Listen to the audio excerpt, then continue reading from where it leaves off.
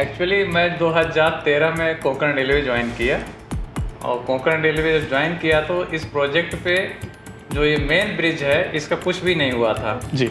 और इसका सबसे पहले हमने कंप्लीट इस ब्रिज का डिज़ाइन किया और फाइनल करवाया। इसके लिए बाहर से फॉरेन कंसल्टेंट लगे हुए थे और ये अप्रॉक्सीमेट 32,000 ड्राइंगें हैं इसकी। 32,000 ड्राइंगें हैं। तो स्वामीनाथन जी ने पूरे कोविड पीरियड में यहाँ पे आदमी को रोक करके ये सारे फैब्रिकेशन का काफ़ी काम कराया जी। और उससे ये होता है ना कि आपको बहुत बड़े वेंडर्स मिले, सबने काम कराया जी। लेकिन स्वामीनाथन जी के लिए मुझे इसलिए ज़्यादा वो है, उस समय सबने काम बंद कर दिया जी। और स्वामीनाथन जी ने अकेले जो मेरा टारगेट था जी। उस फाइनेंशियल ईयर जो शॉर्टेज था वो पूरा किया। जब ढेर सारे लोग हैं जो ये नाम देते हैं कि मैंने बनाया, उसने बनाया जी। लेकिन सच्चाई ये है कि ये मोदी गवर्नमेंट के आने के बाद ही ये ब्रिज मतलब ये सब काम स्पेशली कटरा से लेकर के बनिहाल तक का पोर्शन जो खाली पड़ा हुआ था, जो लिंक नहीं था, ये मोदी गवर्नमेंट के ही प्रेशर में ये बना। अदरवाइज इतने और ये चारों की स्टडी में काफ़ी मेहनत करनी पड़ी और काफ़ी ज़्यादा वो लग के बताया ना, इस सब में मिला के अप्रॉक्सीमेट 50,000 टन स्टील लगे हुए हैं जी। और इसमें जो सुपर स्ट्रक्चर का है, इसमें चारों ब्रिज में एटमास्को का ब्रिज जो अंजीखट केबल स्टे ब्रिज है उसमें ये कह सकते हैं कि 80% फैब्रिकेशन जो है एटमास्को ने किया। नमस्कार, जय जोहार, जय छत्तीसगढ़। मैं यशवंत साहू और मेरे साथ हैं राजेंद्र कुमार सिंह सर और चीफ इंजीनियर है चिनाब ब्रिज के, वो चिनाब ब्रिज जिसकी चर्चा पूरी दुनिया कर रही है। आज हम सर से जानेंगे, सर से पूछेंगे चिनाब ब्रिज का एक्सपीरियंस कैसा था जब उन्होंने काम शुरू किया 2013 के आसपास, और उसके बाद जब 2025 में प्रोजेक्ट कंप्लीट हुआ और देश के प्रधानमंत्री नरेंद्र मोदी ने उस चिनाब ब्रिज का इनॉग्रेशन किया और पूरी दुनिया ने देखा। भारत की शक्ति का अंदाज़ा नहीं था लोगों को, लेकिन देश ने बता दिया, हमारे इंजीनियर्स ने बता दिया कि हम क्या से क्या कर सकते हैं। वाकई में इंजीनियरिंग का नायाब नमूना है और पूरी दुनिया ने इसे देखा है। सर नमस्कार। नमस्कार। आज एटमास्को आए हैं आप। एटमास्को का भी बड़ा इन्वॉल्वमेंट रहा है चिनाब ब्रिज के पीछे, उसमें अंजी ब्रिज में भी, और कैसा रहा अनुभव इतने सालों का और आज यहाँ पे? एक्चुअली मैं 2013 में कोंकण रेलवे ज्वाइन किया और कोंकण रेलवे जब ज्वाइन किया तो इस प्रोजेक्ट पे जो ये मेन ब्रिज है इसका कुछ भी नहीं हुआ था जी। और इसका सबसे पहले हमने कंप्लीट इस ब्रिज का डिज़ाइन किया और फाइनल करवाया। इसके लिए बाहर से फॉरेन कंसल्टेंट लगे हुए थे और ये अप्रॉक्सीमेट 32,000 ड्राइंगें हैं इसकी। 32,000 ड्राइंगें हैं। पूरा टेक्ला मॉडल पे बनाया गया ये ब्रिज और इसके बाद जो है इसका एक एक चीज़ लोग का ढेर सारे लोग हैं जो ये नाम देते हैं कि मैंने बनाया, उसने बनाया जी। लेकिन सच्चाई ये है कि ये मोदी गवर्नमेंट के आने के बाद ही ये ब्रिज मतलब ये सब काम स्पेशली कटरा से लेकर के बनिहाल तक का पोर्शन जो खाली पड़ा हुआ था, जो लिंक नहीं था, ये मोदी गवर्नमेंट के ही प्रेशर में ये बना। अदरवाइज इतने सालों से पड़ा हुआ तो कोई पूछ नहीं रहा था। 2004 में माननीय अटल बिहारी वाजपेयी जी ने इसकी फाउंडेशन रखी थी जी। और इसके बाद इस पे हम इस साइट पे ही रहे करीब 5.5 साल तक। चिनाब ब्रिज साइट इस एरिया में, इस प्रोजेक्ट में 4 बड़े बड़े प्रोजेक्ट्स हैं जी। एक चिनाब ब्रिज हो गया, दूसरा ब्रिज नंबर 43 इसके साथ में लगा हुआ जी। 55 टनल के बाद ब्रिज नंबर 39 है जी। इसके बाद जो अंजीखट केबल स्टे ब्रिज है। 4 ब्रिज मिला के 4 ब्रिज मेजर ब्रिज इस एरिया में पड़ते हैं, जो मतलब आप ये कह सकते हैं कि ये फर्स्ट टाइम इंडिया में इस टाइप के ब्रिज बन रहे हैं जी। तो इन चारों ब्रिज में बेसिकली पहले वाले पोर्शन का था, वो 3 ब्रिज का तो एफकांस ने वो था जी, और एक एससीसी हिंदुस्तान कंस्ट्रक्शन कंपनी ने बनाया। बिल्कुल। और ये चारों की स्टडी में काफ़ी मेहनत करनी पड़ी और काफ़ी ज़्यादा वो लग के बताया ना, इस सब में मिला के अप्रॉक्सीमेट 50,000 टन स्टील लगे हुए हैं जी। और इसमें जो सुपर स्ट्रक्चर का है, इसमें चारों ब्रिज में एटमास्को का ब्रिज जो अंजीखट केबल स्टे ब्रिज है उसमें ये कह सकते हैं कि 80% फैब्रिकेशन जो है एटमास्को ने किया। इसके बाद ब्रिज नंबर 39, 43 में उसमें भी करीब 10,000 टन के आसपास किया होगा। और इसके बाद चिनाब ब्रिज आया जी सर। चिनाब ब्रिज में बहुत ज़्यादा नहीं, लेकिन इसमें भी इन्होंने डेक्स लैब में का फैब्रिकेशन एटमास्को ने किया। बिल्कुल सर, लोग कंफ्यूज होंगे एटमास्को है क्या, जो लोग नहीं जानते हैं तो उन्हें बता देते हैं कि भिलाई के रहने वाले स्वामीनाथन सर की ये कंपनी है, ये फैक्ट्री है और देश के सबसे बड़े शानदार इंजीनियरिंग वाले ब्रिज में यहाँ का लोहा, यहाँ का फैब्रिकेशन, यहाँ का नमूना सब कुछ इस्तेमाल हुआ। ये भिलाइयंस और छत्तीसगढ़ के लिए बहुत गर्व की बात है। बिल्कुल सर। और इसमें सबसे बड़ी बात, मैं स्वामीनाथन जी को इसलिए बहुत पसंद करता हूँ, जब कोविड स्टार्ट हुआ था जी, उसमें हर जगह काम बंद हो गया था, लेकिन उस समय हमारे चेयरमैन जो CMD थे संजय गुप्ता जी, वो बताए कि राजेश यार काफ़ी ज़्यादा प्रोग्रेस वो हो गई है, किसी ढंग से इसको आगे बढ़ाना है। तो मैंने 22 मार्च 2020 को स्वामीनाथन जी को फ़ोन किया।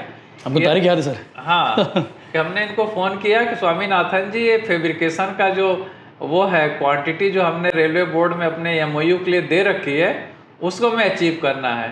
तो स्वामीनाथन जी ने पूरे कोविड पीरियड में यहाँ पे आदमी को रोक करके ये सारे फैब्रिकेशन का काफ़ी काम कराया जी। और उससे ये होता है ना कि आपको बहुत बड़े वेंडर्स मिले, सबने काम कराया जी। लेकिन स्वामीनाथन जी के लिए मुझे इसलिए ज़्यादा वो है, उस समय सबने काम बंद कर दिया जी। और स्वामीनाथन जी ने अकेले जो मेरा टारगेट था जी, उस फाइनेंशियल ईयर जो शॉर्टेज था वो पूरा किया। जब कोविड में सब कुछ बंद था, सब काम बंद करके रखे थे, कोई मजदूर नहीं आ रहा था, कुछ नहीं था, उस समय टारगेट उन्होंने अचीव कर लिया। इन्होंने हाँ वो टारगेट अचीव किया जी। तो इसलिए हमें किसी लोग कहते हैं ना कि कोई इनका फेवरेट, मेरा कोई फेवरेट नहीं, किसी जो काम करेगा वो फेवरेट है। वो सिंपल सा, आज तक मैं किसी को साथ ज्यादा मेरा कोई लोग कहते हैं ना कंट्रैक्टर के साथ इनकी अच्छी बनती, इनकी मेरा कोई नहीं है। मैं स्वामीनाथन जी को इसलिए मानता हूँ कि स्वामीनाथन जी ने उस समय जो देश की सेवा की, बिल्कुल जो इस प्रोजेक्ट को आगे बढ़ाने में वो किया, वो लोगों को पता ही नहीं है, एक्सेप्ट मुझे और संजय गुप्ता जी, और जो बाद में लोगों को पता चला कि जो प्रोग्रेस हुआ है उसमें एटमास्को का कितना बड़ा योगदान। बिल्कुल सर, वाकई सर प्रोजेक्ट डिले होने के पीछे क्या रीजन रहा होगा, क्या समझ आया होगा? प्रोजेक्ट डिले बड़ा टफ रहा होगा, चैलेंजिंग रहा होगा। ये तो बहुत ही टफ प्रोजेक्ट था, लेकिन इसका मेन वो था अलाइनमेंट को लेकर के। बाद में अलाइनमेंट जब फाइनल हो गई तो ये जो स्लोप है उसकी प्रॉपर्टीज को लेकर के, इसमें ढेर सारे, अभी आपने देखा होगा एक ढेर सारे यूट्यूब चैनल पे एक डॉक्टर माधवी लता आती हैं जी, मैडम के बारे में, मैडम की वो कहते हैं कि हमने बनाया है जी। ये सब कोई सच्चाई नहीं है। सच्चाई ये है कि प्रोजेक्ट डिले कई ये कंट्रैक्टर और उसके जो कंसल्टेंट है उसके कारण हुआ जी। और मोदी गवर्नमेंट जो प्रेशर है, मोदी जी का जो एक वर्किंग स्टाइल है, ड्रीम प्रोजेक्ट था उनका, वो उस टाइप का प्रेशर नहीं लोगों में था जी। मैं तो उसी तेज तर्राक ढंग से काम करने वाला आदमी, और हमें ऊपर से मोदी गवर्नमेंट का बहुत सपोर्ट मिला, जिससे ये प्रोजेक्ट आसानी से फास्ट हो सकता था। यही प्रोजेक्ट जो है, अगर ये मोदी जी प्राइम मिनिस्टर पहले से होते 2004 से पहले बन जाता, 2010 में ही बन जाता। मैं ईमानदारी से बोल रहा हूँ, लोग कहेंगे कि ये मोदी जी का प्रशंसा कर रहे हैं, ये सच्चाई नहीं है। मोदी जी के आने के बाद ही ये सारी चीजें हुई हैं। आपने नजदीक से देखा सर चीजों को, प्रोजेक्ट को बहुत नजदीक से देखा कि भाई पहले कोई पूछता नहीं था जी। मोदी जी जब 2014 में आए तो इसमें एक स्पेशली इस प्रोजेक्ट की रिव्यू मीटिंग होती थी हर महीने। अच्छा हाँ, कौन इसका टारगेट फिक्स होता था।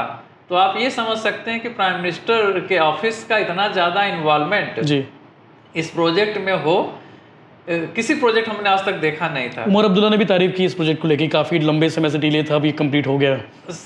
डिले तो रहा, लेकिन ये सब चीज सिर्फ मोदी गवर्नमेंट के कारण हुई जी। लोग कहेंगे मैं मोदी सपोर्टर हूँ, ऐसी ये बात नहीं है, गवर्नमेंट ऑफिसर हो करके, लेकिन ये सपना ही पूरा हुआ मोदी जी के कारण, देश का एक सपना था। हाँ, अदरवाइज तो ये अभी भी चलता रहता है, नेवर एंडिंग प्रोजेक्ट था ये, डिसीजन नहीं होता। ढेर सारे हमने बताया ना कि वर्ल्ड के कोई एक्सपर्ट नहीं जिनको हमने इन सब ब्रिज के लिए बुलाया ना हो जी। तो क्योंकि वो इतना प्रेशर था कि ऑलरेडी हमारे टॉप मैनेजमेंट सबको हमें करना पड़ता जी, कि सबको बुला के सारी राय मशविरा करके इसको इमीडिएटली जो है, इसको हमने सारे डिसीजन इमीडिएट ले करके क्या करने हैं, तेजी से तब काम ये बढ़ा है। बिल्कुल सर, लेकिन पहाड़ वाला जगह है ना, वहाँ पे ढंग से गाड़ी जा पाती है ना, ढंग से लोग रह पाते हैं, फिर इतने सारे लोग रहकर उतने बड़े ब्रिज को बनाना, ये कैसा, इसकी कहानी क्या है? एक्चुअली क्या है ना कि पहले रोड ठीक भी नहीं थी जी। दोबारा फिर मैं कहूँगा कि मोदी गवर्नमेंट के आने के बाद जो आप रोड देखेंगे जम्मू कटरा से लेकर के, इवन जम्मू से लेकर के कटरा तक का, वो भी रोड अच्छा हुआ, और कटरा से लेकर रियासी का वो सारे प्रोजेक्ट एरिया का वो भी रोड अच्छा हुआ। पहले जिस रोड में जाने 5-5 घंटे लगते थे, अभी 2 घंटे में जाते हैं जी। तो भी देन है इसी मोदी सरकार की जी। और इसके बाद जो है पहले तो छोटे छोटे जैसे यहाँ से भिलाई से जो बन के डेस्क जाते थे जी, उनको मटेरियल आता था आर्सलर मित्तल से जी, फिर यहाँ फैब्रिकेट होता था जी, फिर यहाँ से करके ये साइट पे भेजा जाता था जी। तो उसमें भी ढेर सारे बार तो ऐसा होता था, इतनी पतली सड़कें थी कि सामान भारी हो वो हो ही नहीं, ओवर टर्निंग हो सकती थी, 2-4 बार एक्सीडेंट भी होते होते बचा। ट्रांसपोर्टेशन बड़ा चैलेंजिंग था, बहुत ही चैलेंजिंग था बिल्कुल। ये लोग, लेकिन ये काम जो था हमने कंट्रैक्टर के स्कोप में रखा था। जैसे एटमास्को वो था कंट्रैक्टर, तो एटमास्को ने अपनी कौन सी कितना सेगमेंट होगा, कौन सी गाड़ी लगेगी, क्या होगा, इन लोगों ने अपना डिसाइड। कई मजदूर, कई इंजीनियर ऐसे होंगे सर जो शुरू से लगे रहे उस प्रोजेक्ट में और अभी तक रहे, उनका भी डेडिकेशन बहुत शानदार रहा होगा। वहाँ के लोकल लोग जो है नहीं है जी, उनको भी काम मिला होगा। हाँ, सारे जो है ज़्यादातर सरकार की ये भी वो हिदायत थी जी, राइटिंग में तो नहीं थी जी, लेकिन ज़्यादातर लोगों के वहीं के लोगों को रोजगार दिया जाए जी। तो अगल बगल के गांव के लोग जितने थे, काफ़ी लोग, एक समय में चिनाब ब्रिज पे आपको 1700-1800 लोग काम करते थे। अंजीखट केबल स्ट्रीट पे 700 से 800 लोग काम करते थे, कंटिन्यू बिल्कुल पीक टाइम पे जी। और इसके बाद था बड़ा टफ, लेकिन यही रहा कि एक सपना था, सपना है कि करना है तो हो जाएगा जी। और साथ में डेडिकेशन भी। हमें इसी प्रोजेक्ट को पूरा करने के बाद ना हमें chairman and managing director bridge and roof company का बना जी। लोग कहते थे कि पहले बिना किसी सिफारिश का हो नहीं सकता है जी। लेकिन मुझे तो मोदी सरकार ने जो है काम देख करके उन्होंने मुझे बड़ी रिस्पॉन्सिबिलिटी दी, और साथ में हमने जिसकी रिस्पॉन्सिबिलिटी दी और उस कंपनी को भी हमने 1512 करोड़ का टर्नओवर था जी। आज 5167 करोड़ का टर्नओवर उसको किया 3.5 सालों में। इसलिए राजेंद्र सिंह सर को कहा जानते हैं लोग कि टफ काम हो तो राजेंद्र सिंह सर को ले आओ। भाई अब हम सब कमी ये है कि लोग ढेर सारे लोग ना पब्लिसिटी बहुत करते हैं जी। हम पब्लिसिटी वाले नहीं, हम पीछे वाले लोग हैं, काम करने वाले सर। काम करने वाले। और इस पे हमने काफी 12 पेपर भी लिख रखे हैं इस चिनाब ब्रिज के ऊपर, बिल्कुल, जो डिफरेंट जर्नल्स में और क्या मैगजीन में जी।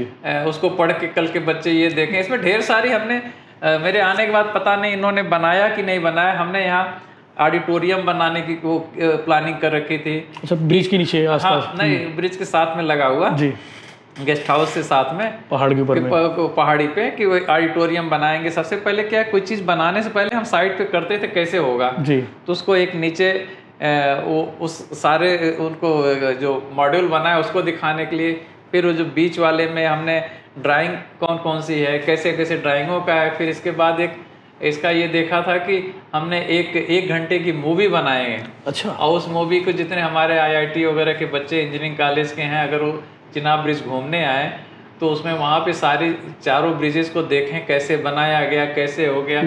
ये सब एक मेरा सपना था, पता नहीं अभी तो बनाया होगा नहीं लोगों ने जी। और दूसरा ये था कि यहाँ पे मैंने बंगी जंपिंग के लिए जो है ना वो भी प्लानिंग कर रखी थी कि एटलीस्ट जो इतने ब्रिज के पैसे लगे एक टूरिस्ट स्पॉट बनाए। तो एजे हैकेट न्यूजीलैंड के हैं, उनको यहाँ पे कंसल्टेंट को हायर किया था, एक पूरी रिपोर्ट उसकी भी है। संभावना है वहाँ पे उस चीज़ की बनाने की, पहले वो थी सारी, अब पता नहीं बाकी के अभी के ऑफिसर क्या करते हैं। इसके बाद डिज्नीलैंड जैसा एक प्रपोजल बनाया था कि कैसे, मतलब यहाँ के बाकी दुनिया में छोटे छोटे ब्रिज बना के उसको इतना हाईलाइट कर देते हैं। हमने इतने बड़े इंडिया में 4-5 ब्रिज बने हैं, तो इसके लिए अच्छा सा एक टूरिस्ट स्पॉट बनाया जाए जिससे एक अच्छी सी सरकार को इनकम भी मिले। लोग सर देखने भी जाएंगे उसको, सिर्फ ब्रिज देखना है करके वो भी जा रहे हैं। यस, जी जी जी। बाकी सर आपके जीवन में अगर बात करें टफ प्रोजेक्ट की, तो उनमें से एक ये भी रहा होगा। और कौन कौन से रहे जो टफ आप? एक्चुअली देखिए, हम तो सबसे पहले बिट्स पिलानी से पास आउट होने के बाद ना राइट्स में ज्वाइन किया जी। और राइट्स की तरफ से हमने करीब 10,500 ब्रिजेस डिजाइन किया। सबसे टफ मेरी पोस्टिंग थी, मैं असिस्टेंट मैनेजर रैंक पे था जी। तो इथोपिया में एक प्रोजेक्ट था जिसमें जो है चाइनीज कंट्रैक्टर था जी। और हमने कभी साइट का एक्सपीरियंस नहीं था, डिजाइन में करता था, लेकिन वहाँ इतना ज़्यादा fight, world bank funded project था, तो वहाँ पे जो चाइनीज़ के साथ ऐसा एटमॉस्फेयर था जैसे लगता है वार चल रही हो। अच्छा। और हमारे बॉस जो थे उनको भगा दिया गया क्लाइंट ने वो कर दिया जी। इसके बाद मेरी एज उसमें 32-35 साल की रही होगी, एकदम यंग। मैं टीम लीडर बना। उस प्रोजेक्ट को मैंने जो है पहले तो चाइनीज़ को जो होता है ना कि उनके दिमाग से ये ख़त्म कर दिया कि भाई सुपर तो मैं ही हूँ, मैं कंसल्टेंट हूँ, इंजीनियरिंग मेरी सबसे अच्छी है, तुम कंट्रैक्टर है तो कंट्रैक्टर जैसे काम करो जी। और उन्होंने ये वर्ड नहीं बोलूँगा कि सरेंडर कराया उनको लेकिन चाइनीज़ से जो है जी। वो काम मैंने बिफोर टाइम कराया और अपने क्वालिटी पे और एकदम ईमानदारी से बिफोर टाइम उस प्रोजेक्ट को कंप्लीट कराया। और वहाँ से the role model project of Africa का अवार्ड मिला था। Great sir. राइट्स को और राइट्स वहाँ ब्लैक लिस्टेड थी, उसको वाइट लिस्ट में ब्लैक लिस्टिंग हटवाया। फिर वहाँ से जब इंडिया आया तो आजकल आप देखेंगे कि टेस्ट ट्रैक सेंटर है जिसमें जो है आप व्हीकल टेस्टिंग होती है जी। वो इंडिया में पहले फैसिलिटी नहीं थी जी। तो भी प्रोजेक्ट बहुत पुराना पड़ा हुआ था।